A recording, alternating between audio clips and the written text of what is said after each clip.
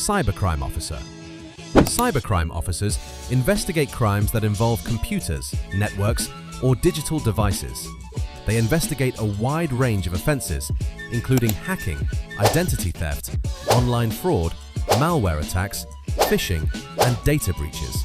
The work combines traditional police investigation with deep technical knowledge of computer systems, networks, and digital forensics. The specific agencies responsible for cybercrime cases vary by country, but most large police forces now have dedicated cybercrime units, and many also bring in civilian computer forensic specialists to support sworn officers. A major part of the job is tracing digital footprints, which can mean following a suspect through encrypted networks, fake accounts, and servers spread across multiple countries. Because cybercrime frequently crosses state and national borders, these investigations often involve close cooperation with federal agencies, private tech companies, and foreign police forces.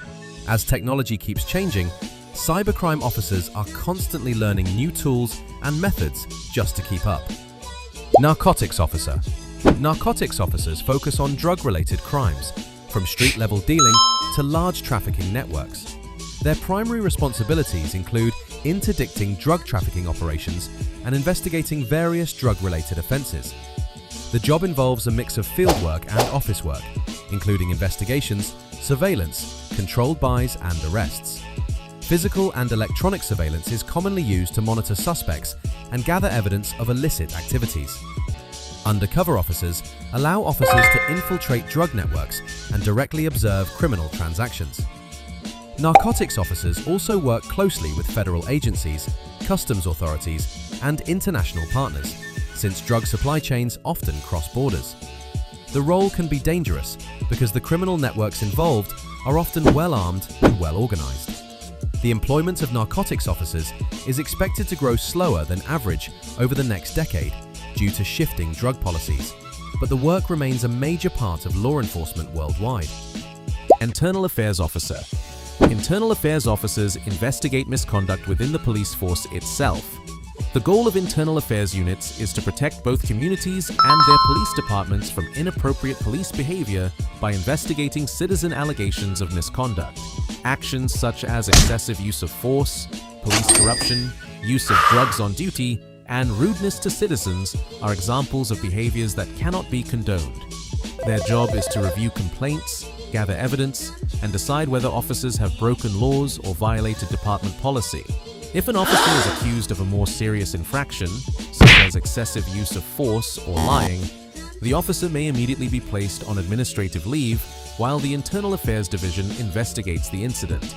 The role is often unpopular among fellow officers, but it exists for a critical reason: maintaining public trust.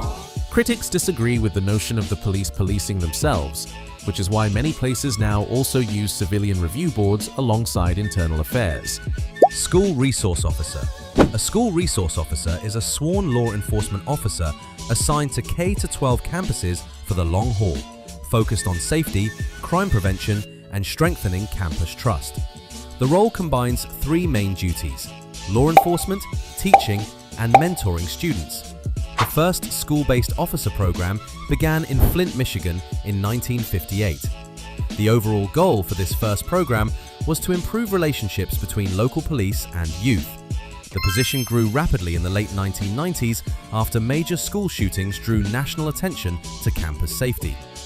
As of the 2019 to 2020 school year, there were 23,426 SROs in the United States. Their daily work includes diffusing conflicts, running drug and safety programs, and responding to emergencies. The role is sometimes debated, with concerns about its impact on school discipline, but school resource officers remain a familiar presence in schools across the country. Federal Agent. Federal agents work for national-level law enforcement agencies rather than local police departments. Federal Bureau of Investigation, FBI, investigates terrorism, cybercrime, public corruption, organized crime, and civil rights violations, among other federal offenses. Drug Enforcement Administration, DEA, focuses on drug trafficking and controlled substance violations. Bureau of Alcohol, Tobacco, Firearms and Explosives, ATF, investigates firearms trafficking, arson, and explosives offenses.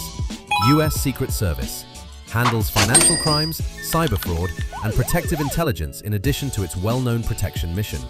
Each agency has its own focus, and agents typically handle cases that cross state lines or involve federal laws. Federal agents have the authority to investigate and enforce federal laws anywhere in the U.S., its territories, and in some cases, abroad.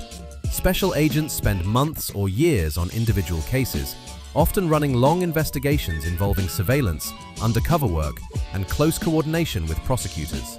Many other countries have their own version of federal-level law enforcement. Park Ranger.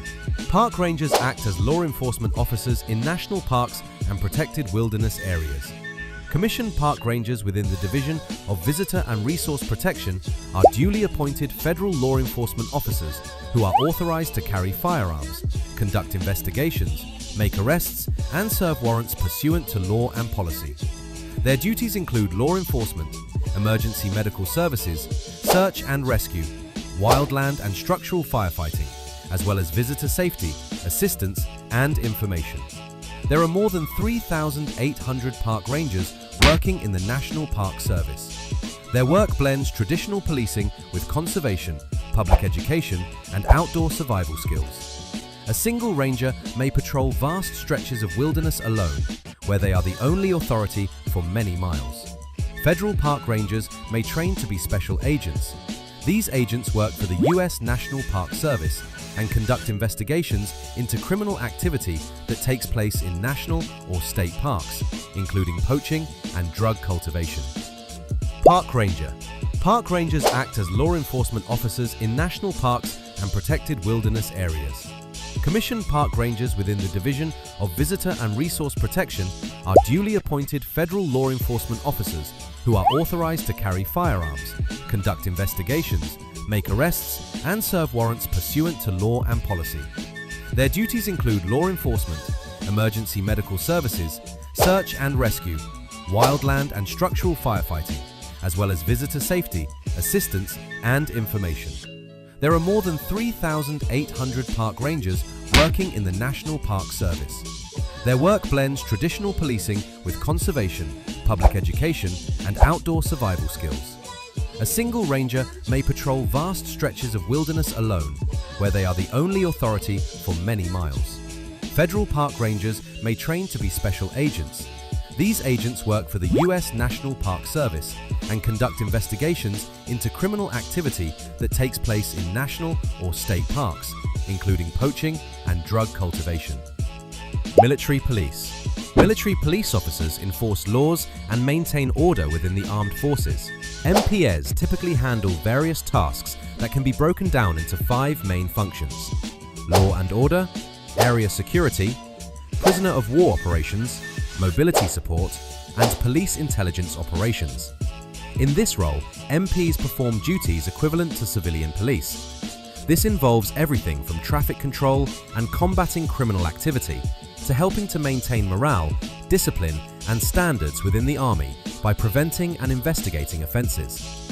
Their training combines police skills with full military discipline and combat readiness, since they may serve in active war zones where civilian police cannot operate.